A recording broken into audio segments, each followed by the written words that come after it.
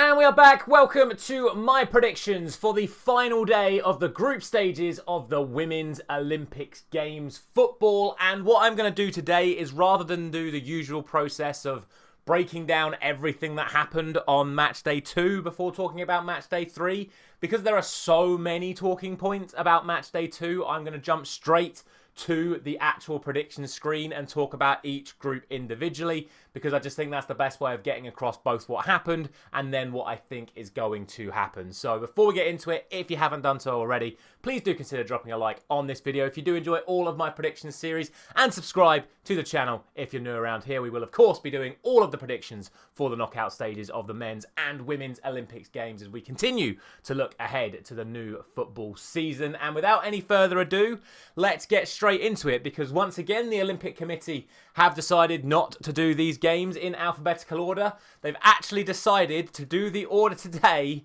as CBA. Sometimes the jokes just write themselves. But we'll start off with Group C, which is of course the group of Brazil, Spain, Japan and Nigeria. And I will bring the group screen, or the group table should I say, on screen for you right now. Now obviously there was some incredible drama in both of these matches in match day 2. We'll start with the Spain game because that was a very cagey affair. I did almost go for 1-0. I went for 2-0 of course. But it was Alexia Putellas with a free kick that some are debating whether or not she meant.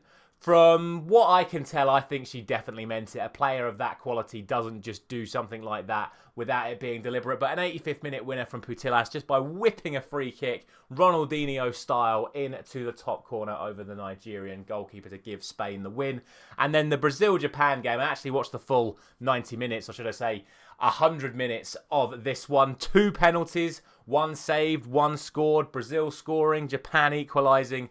And then from the halfway line from Japan, I can't remember the girl's name and I'd only get in trouble for probably saying it wrong. But what an incredible goal it was to whip it first time after dispossessing the opposition, sending it all the way up and over the Brazilian goalkeeper into the bottom corner. And look what that means for the group. Spain on 6, Japan and Brazil on 3 and Nigeria on 0. So what I should also stress before we actually start the predictions itself is, because there are only 3 groups in the women's competition, that means there is 2 best placed third place teams that will go through. So there is still something to play for every single team today. Not to mention that in this group that would still be the case anyway. If it was a traditional group like it is in the men's, Nigeria could still win and progress as a best third place team if results went their way today. But there is third place positions up for grabs here as well, which makes it a little bit more interesting, means every team is still going to want to win. So we'll start off with Brazil against Spain, and obviously it is must win for Brazil if they want to guarantee themselves a spot in the next round, because obviously 6 points will guarantee them a spot in the next round. Even if Japan win, Spain, Brazil and Japan would all be on 6. And then, of course, one of them would go through as top, second, and one would go through as a best third place team. However, again, Spain are just the best team in the world, and they've come up against 2 sides that have sat back and tried to counter them. Today, I think in Brazil, I don't think Brazil have it in them to sit back and counter, and I just think Spain will be too good. I'm still going to go for 2-1. I think it's going to be close on the scoreline because we know how talented that Brazil team is, but Spain are just so good, and they've ground out 2 very good results so far, and I expect them to get the result again today. But who knows? Brazil, very talented side, could always end up upsetting the Spanish on their day. As for Japan against Nigeria, this is what I'm very tempted to go 0-0 for, because something's got to give. Like, these are 2 sides that have both tried to defend well and then counter. Unfortunately for Nigeria, it's resulted in 2 1-0 defeats. For Japan, it's resulted in a very unlucky defeat to Spain and then arguably a very lucky win against Brazil. So it's difficult to call. Obviously, Nigeria have to go for it in this game because they're on 0 points and they've got a negative goal difference compared to the 2 sides above them that currently have 0. So I think Nigeria are going to be the side that go for it, which then plays into Japan's counter-attacking style of play.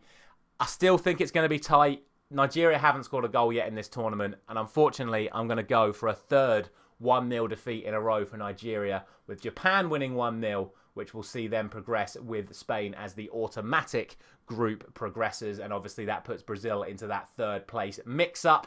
with a -1 goal difference and 3 points.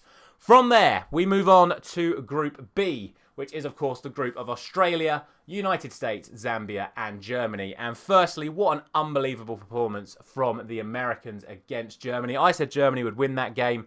America really proved me wrong there. An incredible performance. They blew Germany away 4-1 in the end. Yes, there were a couple of dodgy deflections and scrambles in there, but overall performance, I watched that game as well. Really, really impressed with what I saw from America. And before I even get into the rest of it, I'm actually just going to give America the win over Australia. Yes, Australia played well against Zambia, but if America played the way they played against Germany, Australia realistically have no chance, and it could end up being even more. But I'm going to be respectful, and I'm going to go for 3-1 to America, which will see them win all 3 games and top the group with 9 points. Then, of course, we have to talk about Zambia and Germany, and we have to start by talking about Zambia and Australia. The one game that I said was a dead cert. No matter what happens, Australia will beat Zambia. That was the one game I said was a definite result. Technically, I wasn't wrong. Australia did win. But 6-5? Are you kidding me? What a ridiculous game that was. And Zambia are 5-2 up. I mean, they do have the most expensive player in women's football history in Kudananji. So, it's to be expected. And Banda getting her 3rd Olympic hat-trick along the way as well. But 6-5 to be 5-2 up and then still end up losing. It puts them in a really awkward position because, like we've already said, 3rd place is up for grabs here, and if America do beat Australia, then the goal difference is going to be really low. So if Zambia can actually beat Germany, with Australia's goal difference going down, Zambia could slip themselves in to one of those best 3rd place positions. But again, I know Germany weren't at their best against America, but Germany still did beat Australia reasonably comfortably.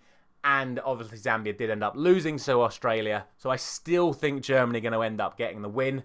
I'm going to go for 3-2 though. I think it's going to be entertaining once more. But I think ultimately Germany are going to be too strong despite how talented Zambia are. That then leaves us with Group A. And obviously you can't talk about Group A without talking about the Canada controversies. And to be honest, it kind of puts it in an awkward position. Because if it was down to me, as it is in all other sports, as it will be in any other sport that takes place in this Olympics, if you cheat, in my opinion, you should be disqualified. It's as simple as that. Or you make it so no matter what happens, Canada are eliminated. They gave them a -6 in terms of points, but they've won both games. So they've got their 6 points back already. And if you look with the group right now, if it wasn't for the 6 points, Canada would be top of the group and it would be 6-3-3-0. Instead, Canada are 3rd on 0 points, but have a positive goal difference. So as long as Canada win in this final match, they're guaranteed to progress. Whether that's as a best 3rd place team, a 2nd place team, or even winning the group. Canada will still... They can't win the group because... Well, yes, they could. They could actually still win the group. If New Zealand beat France and Canada beat Colombia, then Canada will win the group. So they could even still win the group. So if it was down to me, the points deduction should have just been significant enough that Canada are automatically eliminated.